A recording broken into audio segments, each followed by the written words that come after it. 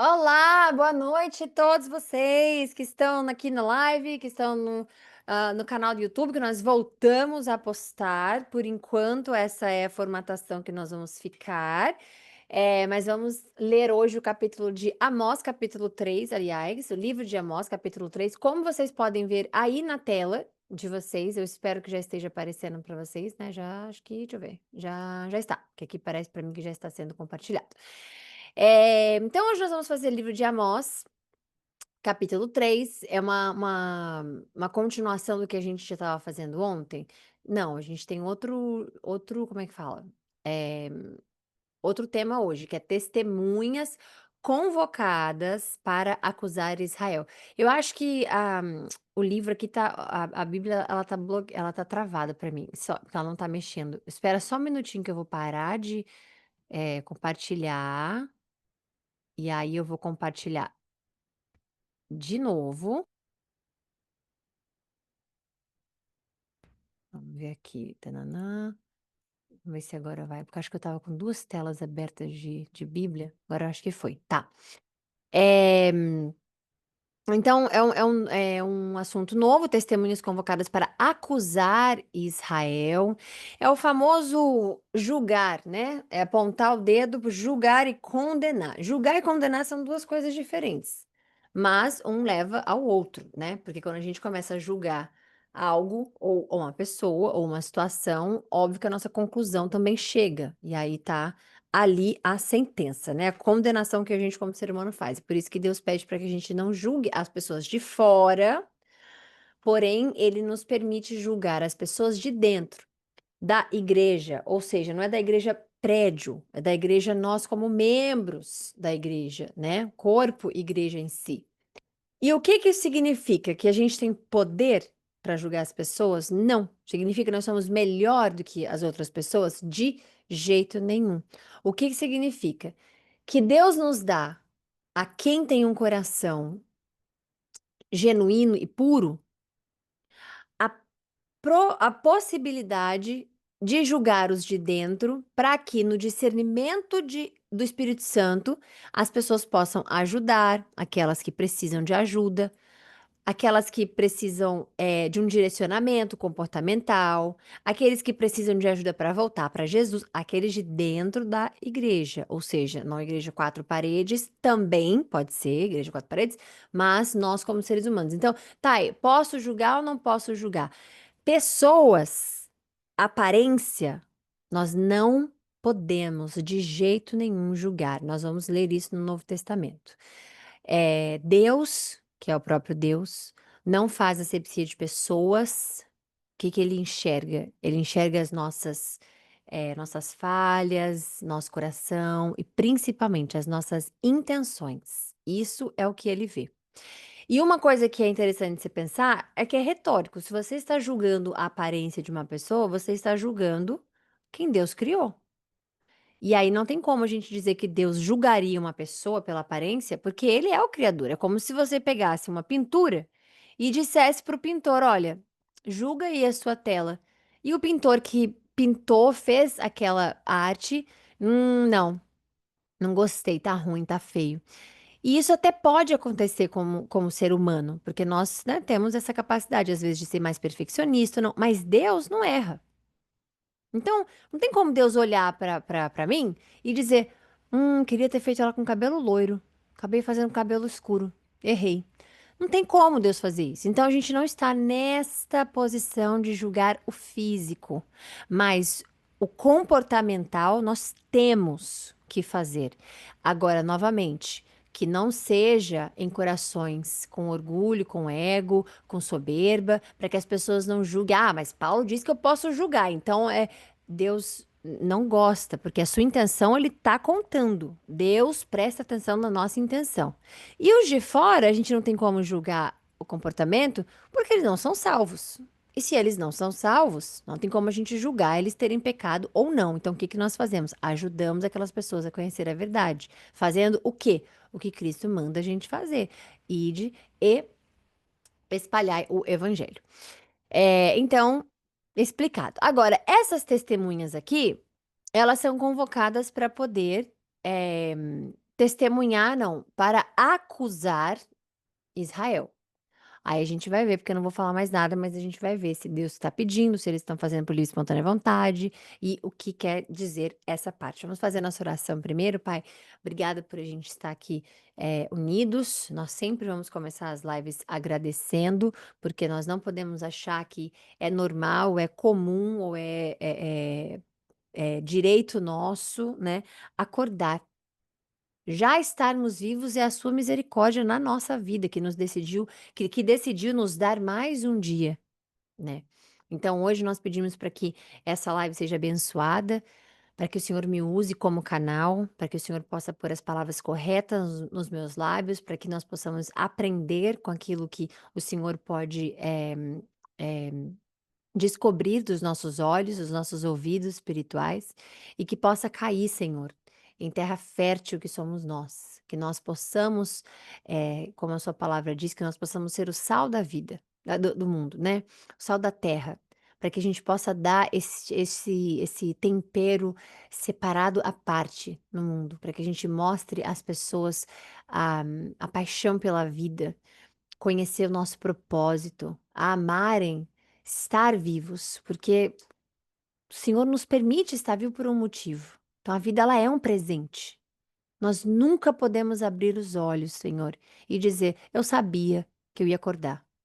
Ou então, que ótimo que eu consegui acordar, porque não depende de nós. Então, essa é uma realidade que nós precisamos sempre nos lembrar, Pai. Obrigada por nos ter colocado aqui juntos, obrigada por ter nos acordado, obrigada por nos ter dado a bênção de mais um dia e que a gente sempre entenda como misericórdia e chamado para que a gente continue fazendo aquilo que o Senhor espera e quer de nós, que a gente possa se alinhar e estarmos de acordo com a Sua vontade, lendo a palavra, reconhecendo a sua voz e alimentando o nosso espírito, porque essa é a verdadeira comunhão. Para a honra e glória do seu nome, essa live é consagrada a ti, Jesus. Amém. Bom, então vamos lá. Testemunhas convocadas para acusar Israel. Ouçam essa palavra que o Senhor falou contra toda esta família que tirei do Egito. Então, estamos voltando bem lá atrás, em Êxodo, onde Deus lembra eles de onde eles vieram, lá de muito atrás, o que é muito importante, porque Deus sempre dá um jeito de nos lembrar de onde que nós viemos. Às vezes é numa queda, né? Às vezes a gente tá num lugar bem acima, a gente sobe, aí vem ego, aí vem a nossa, né, ambição desacerbada, aí vem, né? E aí Deus nos traz para baixo para mostrar, opa, vamos ver de onde você veio. Ou às vezes não vai ser com a queda. Às vezes você tem uma intenção boa, às vezes você tem um coração bom, às vezes você está numa situação que Deus se agrada das suas atitudes, do seu comportamento, e você vai testemunhar a vida de uma pessoa num lugar onde você já pôde estar. E não significa, isso não tem nada a ver com a classe social. Às vezes é você passando por um problema, aliás, a pessoa passando por um problema onde você já esteve. Às vezes é social, né? Você vê uma pessoa com uma condição mais simples e você vê, às vezes você saiu dessa situação simples e hoje está em outra. Às vezes é com o crescimento espiritual de alguém, que você vê alguém ainda não sabendo orar ou confuso e você vê, poxa, já estive ali. Então, o que que é importante? Deus, quando ele nos faz lembrar de onde nós viemos, que a gente, o que é importante? Que a gente não vire as costas e queira, julgar essa atitude como algo, será que é um castigo? Será que ele está me castigando? Ou será que ele está me esquecendo? Será que eu fiz alguma coisa de errado? Não. Busque sempre como uma lição positiva. Se Deus está me mostrando, é porque Ele quer que eu volte à humildade, às minhas raízes, né? Para que a gente não seja moldado pelo mundo, porque é muito fácil. Então, o que que acontece aqui? Deus está chamando Israel de família. Essa família inteira, né? Ele tá fazendo isso, ele tá lembrando ele da origem deles. Quando ele fala contra vocês, Israelitas, com toda que tirei do Egito, ele tá lembrando que, olha, eu libertei vocês, foram vocês. Vocês não chegaram até aqui. Veja, gente, se Deus não tivesse tirado eles do Egito, tudo isso que a gente leu até hoje, de Êxodo até aqui, não teria acontecido. Eles estariam ainda escravizados, estariam completamente corrompidos pelas crenças egípcias, pelo paganismo egípcio, pelas leis egípcias.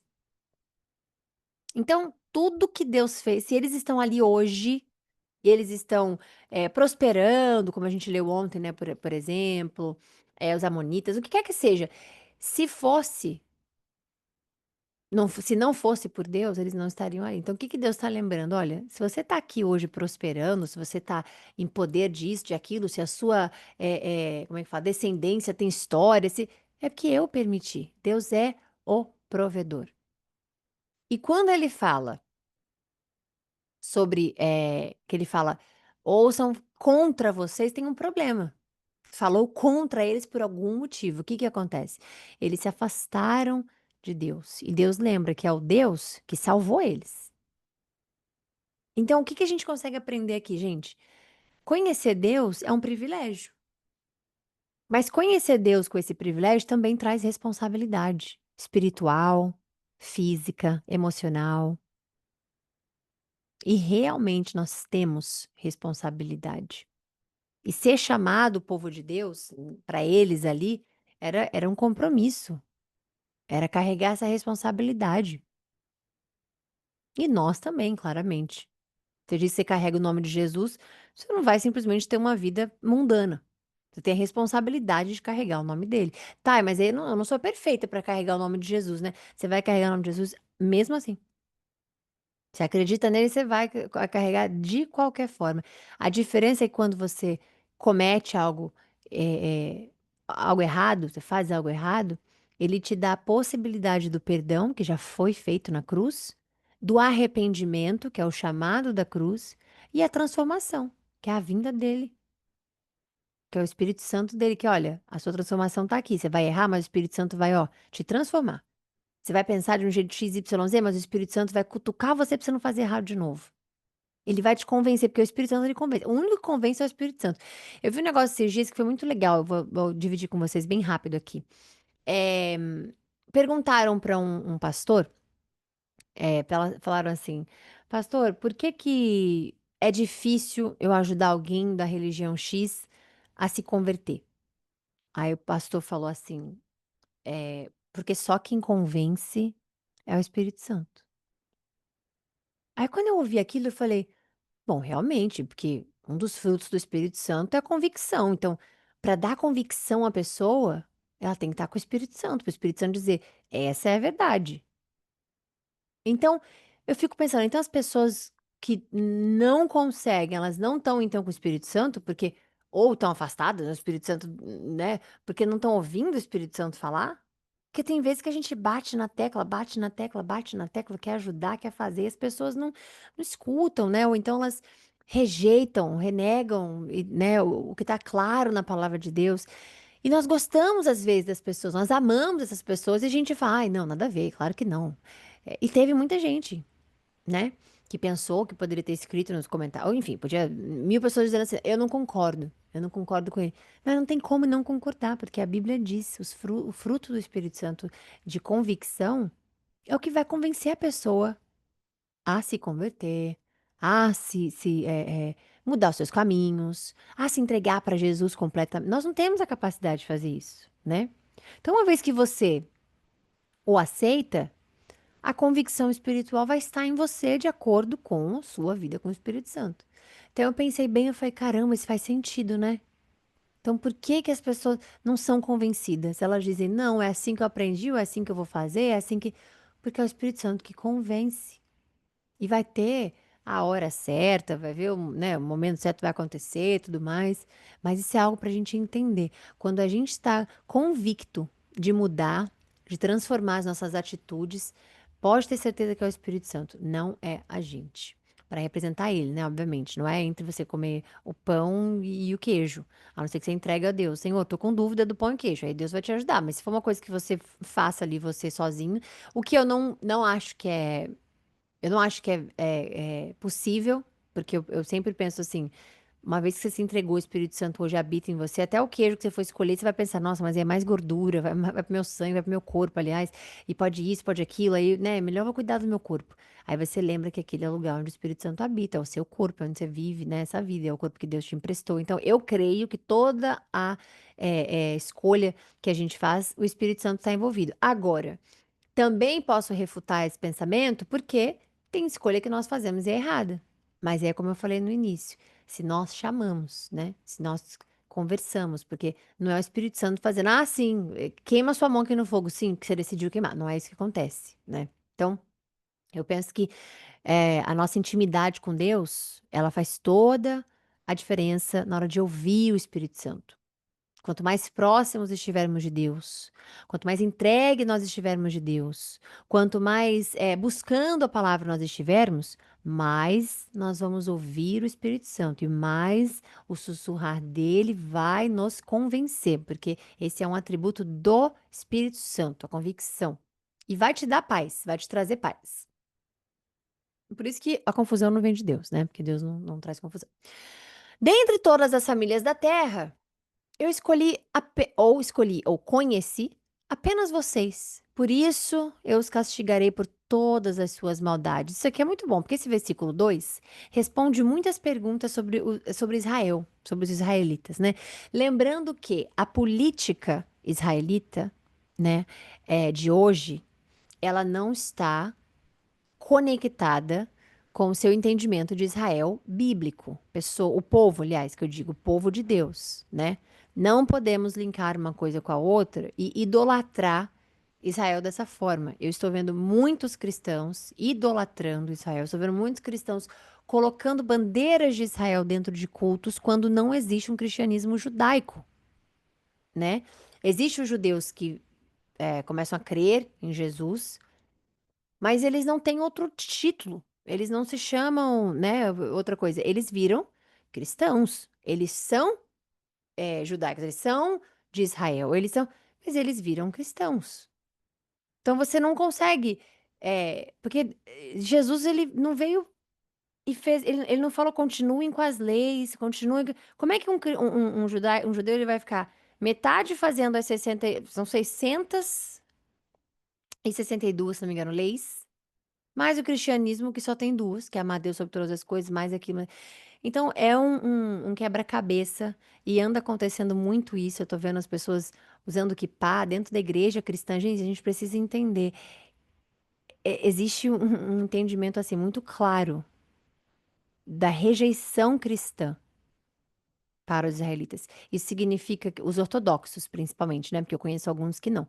É, de rejeição mesmo. Então significa que a gente tem que amar Israel, o povo, presidente, ministro, o que quer que seja. Não, tem que respeitar. Mas o povo não é a política. Entenda isso. Isso é muito importante.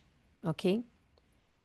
Até porque você está vendo aqui, ó, o que que Deus fala? Castigarei por todas as suas maldades. Continua sendo o povo de Deus, mas ainda assim fazem maldades. Então, essa politicagem Deus não aceitou. Deus vai julgar, Deus vai aplicar o seu juízo. Então a gente não pode colocar tapete vermelho para isso e achar que é o povo de Deus. O povo de Deus e a política do povo de Deus são duas coisas completamente diferentes, ok? Então aqui o que que a gente está vendo? Deus fala, eu conheci vocês, né? A palavra conheci do hebraico mesmo, a nossa tradução do hebraico é conheci, não é especificamente escolhi vocês. Essa é a versão NVI, por isso que eu sempre, né, busco trazer para vocês a origem da palavra, que é para facilitar o entendimento. Essa palavra conheci, que é do hebraico, ela se chama yada, né? E então é conheci. E o que que significa yada? É relacionamento íntimo, pessoal, um relacionamento pessoal, íntimo. Então o yada é isso, é Y-A-D-A. O que que significa? É um relacionamento com Deus. Então ele está falando aqui, dentre todas as famílias, escolhi, ou seja, conheci um relacionamento íntimo com vocês, um relacionamento pessoal apenas com vocês. E por que ele fez isso? Ele vai castigar eles, porque Deus só reconhece eles como o povo deles para representar Deus de fato, né? E como esse princípio de pai que ele tem, princípio de um pai, né, amoroso, misericordioso, é, a gente entende que quanto mais amor, mais disciplina para Deus. Quanto mais, como é que diz? Quanto mais Deus, como é que fala isso desse jeito? Quanto mais Deus disciplina, mais ele espera algo de você que está sendo disciplinado. É isso. E se ele ama, ele vai disciplinar. Agora, a proporção é da escolha dele, né? Então, essa correção que Deus faz de falar para eles, vou castigar vocês, é prova desse relacionamento que Deus tem.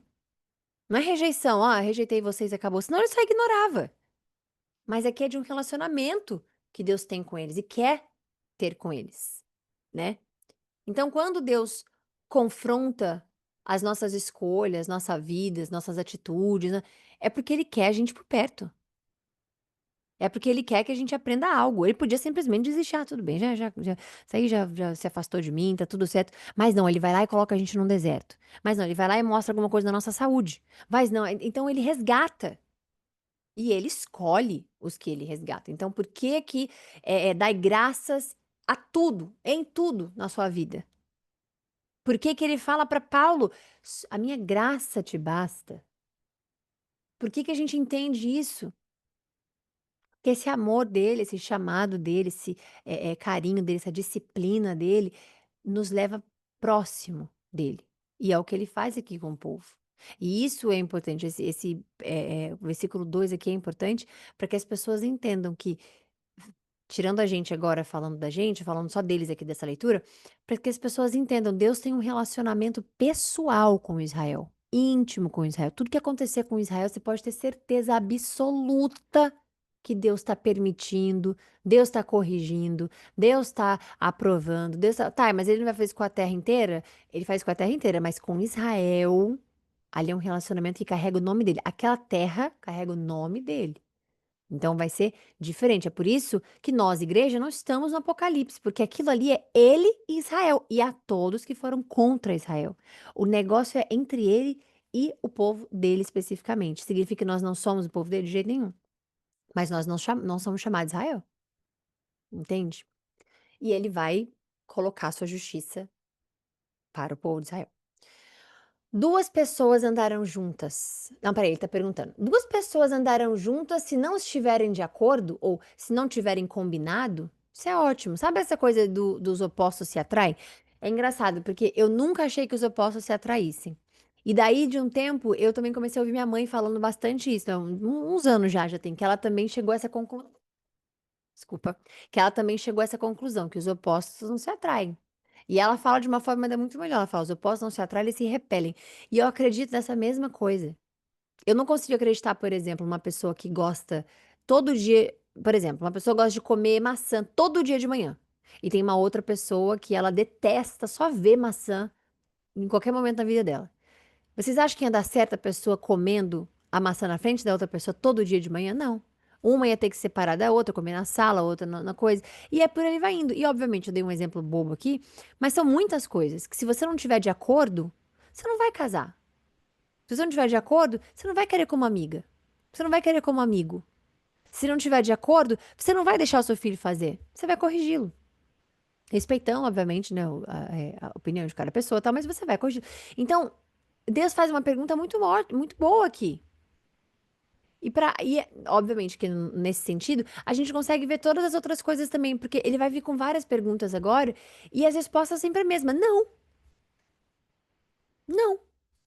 Duas pessoas andando juntos, elas não andariam se elas não estivessem de acordo com o chamado, ou com o propósito, ou com a crença. Você não vai colocar, por exemplo, falando no sentido hoje, né? Quão difícil é você ter uma pessoa de um lado X e um lado Y da política? Ah, tem vários, Thay. Tudo bem, aí é maturidade, aí são outras coisas, mas num geral, você consegue? Olha os países, eles estão todos polarizados. Todos os países estão com problema de esquerda, direita e centro e para baixo. Não é assim? Então, o que Deus está falando ali é um exemplo de que nós estamos vivendo. E vivemos mesmo. Então, é uma pergunta retórica, uma não, várias que ele vai fazer aqui, mas é para a gente entender que não tem comunhão com Deus, você não tem concordância com Deus. Então, é óbvio que alguém que não vai concordar com a Bíblia não vai querer ler a Bíblia. É óbvio que alguém que não concorda com os princípios bíblicos não vão querer seguir os princípios bíblicos e ponto. É óbvio que uma pessoa que crê em XYZ, não vai crer num Deus que faz ABC. Não vai acontecer, né. E com Israel, estava acontecendo isso, porque eles diziam que andavam com Deus, mas eles viviam o oposto. Eles eram idólatras, eles oprimiam pessoas, eles eram maldosos, eles tinham orgulho, eles vai, então não tem como andar com Deus e da mesma forma. É por isso que no ensino básico de algumas religiões, não tem como chamar de cristianismo puro. Não tem como chamar, porque a comunhão sem concordância é inexistente. Então Deus pergunta: podem duas pessoas andar juntas se não estiverem de acordo? O leão ruge na floresta se não apanhou alguma presa? O leão novo ruge da sua boca se nada capturou? Cai o pássaro em uma armadilha no chão que não foi armada? Será que a armadilha se desarma se nada foi apanhado? Quando a trombeta toca na cidade, o povo não treme? Ocorre alguma desgraça na cidade sem que o Senhor tenha mandado? Certamente o soberano Senhor não faz coisa alguma sem revelar o seu plano aos seus servos, os profetas. O leão rugiu, quem não temerá? O soberano Senhor falou, quem não profetizará? Proclamem nos palácios de Asdod e nas fortalezas do Egito. Reúnam-se nos montes de Samaria para verem o grande tumulto que há ali e a opressão no meio do povo. Você lê o versículo 9, você vê a presença de Deus ali? Não vê. E Deus, ele manda os inimigos observarem Israel. Eles falam, proclamem como é que fala? Proclamem, porque os montes de Samaria fica na capital do reino, né, do reino norte, né? Mas aqui ele tá mandando os palácios de Asdod, nas fortalezas do Egito, ou seja, os inimigos, observarem Israel. E o que que eles conseguem ver ali? A opressão, a corrupção, o caos moral que está acontecendo dentro do povo que tinha que ser o quê? Exemplo de Deus. Quando ele chama Abraão, ele chama para isso. Para ele ser um exemplo de quem Deus é. Olha, Abraão, um cara abençoado, tem o favor de Deus, ele é respeitoso, ele respeita o próximo também, ele tem prosperidade, ele isso. Quem é o Deus dele? O único Senhor. Nossa, eu vou querer seguir esse também. Olha só o povo de Abraão, eles têm leis. Quer dizer, Abraão não tinha lei ainda, né? Mas estou dando um exemplo para vocês. Ele tem lei, tem organização, eles são isso, nada falta para esse povo. Quem é o Deus que provê para eles? Deus. Mas aí começa a corrupção. Aí o que que Deus faz? Peraí. Moisés, vai lá, tá uma bagunça isso aqui, a corrupção de todos, um caos moral, espiritual, de princípio, tudo. Moisés, sobe. Você vai ficar aqui, ó, quietinho, só escrevendo lei para esse povo, porque eles vão ter que seguir. Deixar eles livres não deu certo, livres não deu certo. Não deu certo. Veja se Abraão tinha lei. Veja se Deus falou, vou botar lei para você, Abraão. Não, porque o coração de Abraão era o quê? Entregue. O coração de Abraão era para fazer o quê? Agradar o Senhor, somente. Vai lá, Abraão, leva seu filho. Vai lá, Abraão, leva Isaac. Mas, nossa, que coisa horrorosa de Deus pedir. Deus não é macabro, Deus não é perverso. O que que ele faz quando Abraão vai lá e prova a fé dele? Ele tira o menino de lá para não sofrer, porque Deus não precisa disso. Então, qual é o convite para Deus? Se entregar por inteiro. Se entregar de corpo e alma, coração, de tudo, com toda a sua força. Isso é o mandamento. De todo o seu coração, de toda a sua alma, com todas as suas forças, se entregar para Ele. Então é como se Deus dissesse: vai lá, inimigos, olhem. E olha só o que a minha nação se tornou. Olha a vergonha que eles trazem para o meu nome. Como é que Deus não ia discipliná-los? Como é que Apocalipse não vai chegar? Como é que eles não estão ali passando o que eles estão passando até hoje? Porque Deus não gosta? Porque Deus abandonou? Porque não, é o contrário. Então é uma coisa simples. Quando Deus manda o Egito subir, o palácio de Asdod, toda a gente subir, ele está mostrando para Deus que, olha, até vocês vão se espantar. Vocês que são ímpios, vocês que são inimigos, até vocês. vão se espantar. Vejam só. Então, por que que é importante, gente, a gente pensar nas nossas atitudes, como a gente fala, o que a gente faz, a quem nós nos aproximamos, porque as pessoas estão vendo Cristo em nós. Você carrega o nome de Jesus, estão vendo Cristo em você.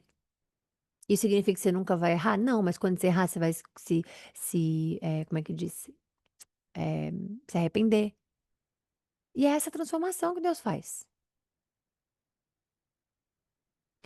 Versículo 10. Eles não sabem agir com retidão, declara o Senhor.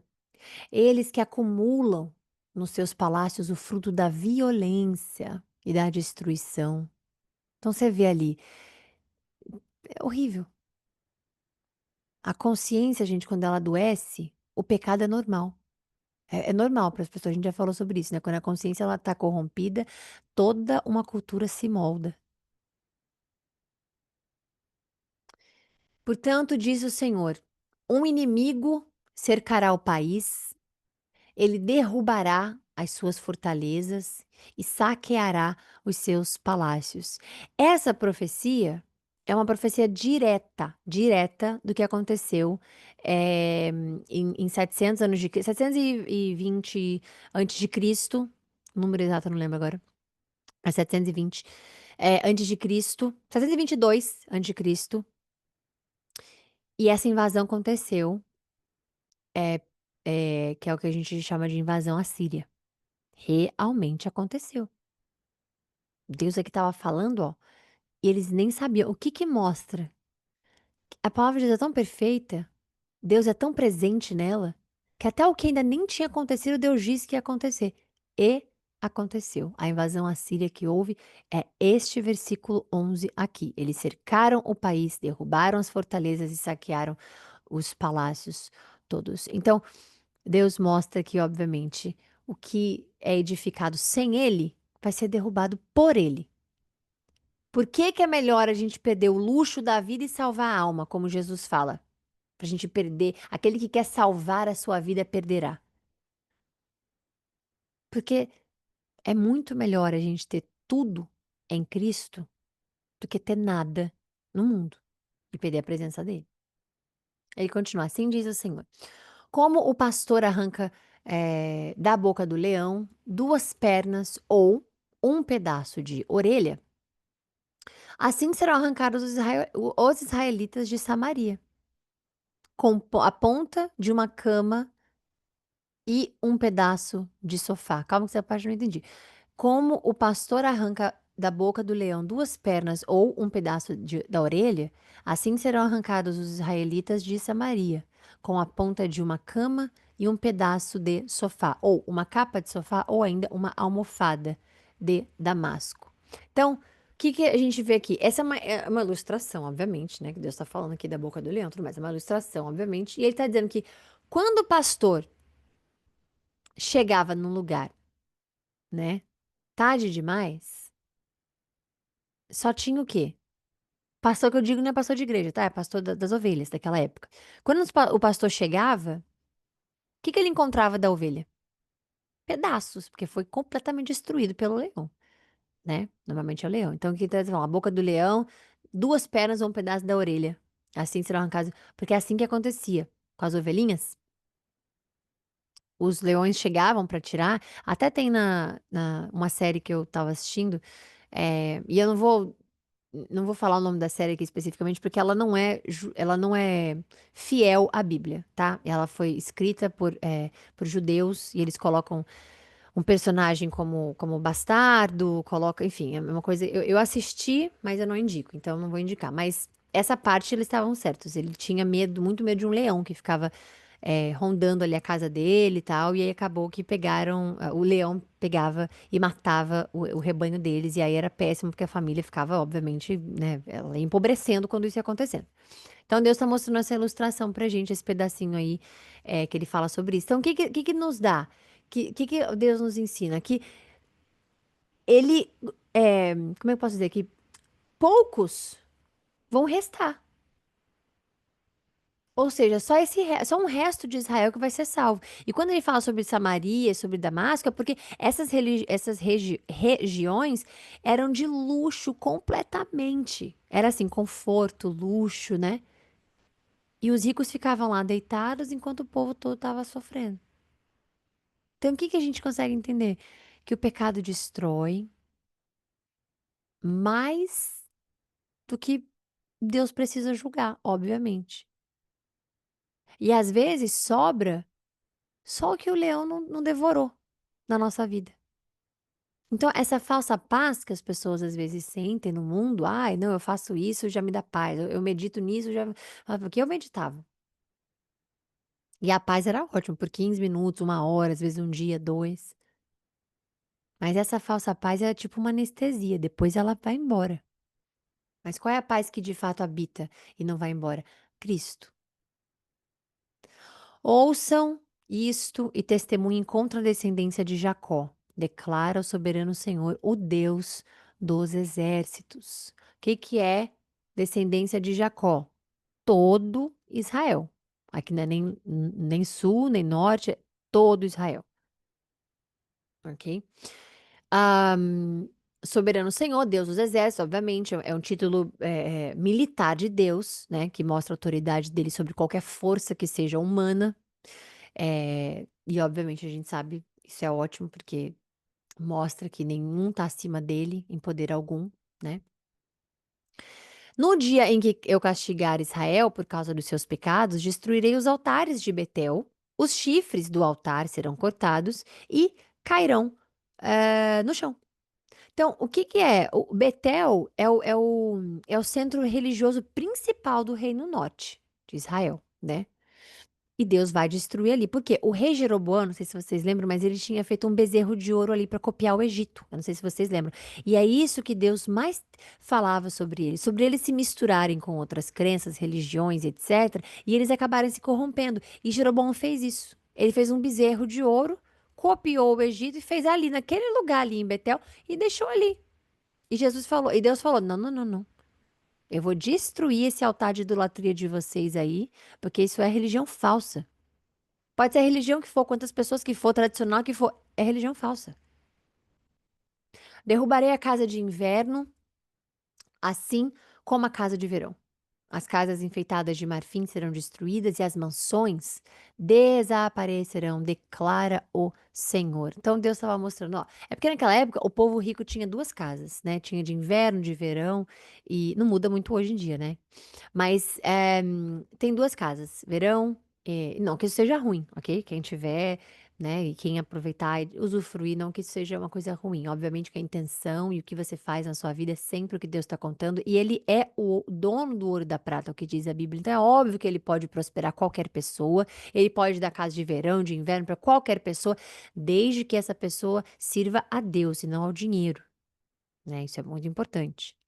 Então, quando ele fala sobre, casa de marfim, quando ele fala sobre tudo isso, ele tá mostrando mesmo que é luxo, decoração, né, tudo isso que, obviamente, ele tá deixando bem claro pra gente ali. E a ganância, isso é importante, a ganância que esquece o pobre, né, faz com que Deus se lembre dos oprimidos. E Deus, a palavra diz que o Senhor está perto dos corações quebrantados. Então, a pessoa que tem dinheiro, a pessoa que tem influência, a pessoa que tem poder, a pessoa que tem. Quando ela humilha o oprimido, quando ela oprime, quando ela humilha as pessoas, Deus está ali, né? E é isso. Então, finalizamos hoje para honra e glória do Senhor Jesus Cristo. Amém. Fiquem com Deus. Um beijo para vocês. Até amanhã, se Deus quiser, com o capítulo 4 de Amós. Israel mantém-se rebelde, ou novidade. E vamos ver o que Deus tem pra gente amanhã, tá bom? Fiquem com Deus, bom descanso e até amanhã, se Deus quiser. Beijo.